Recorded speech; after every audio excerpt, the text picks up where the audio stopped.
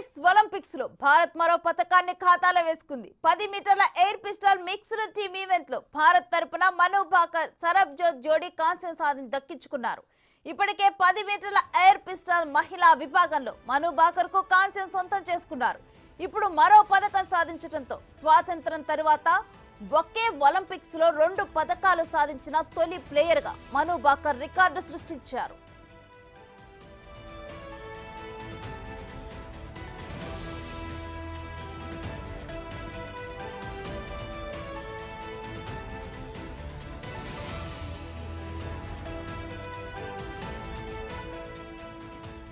Paris Olympics లో భారత్ మరో పతకాన్ని ఖాతాలో వేసుకుంది. 10 మీటర్ల air pistol mixed team event లో భారత్ తరపున మను భాకర్ సరబ్జోత్ జోడీ కాంస్యాన్ని దక్కించుకున్నారు.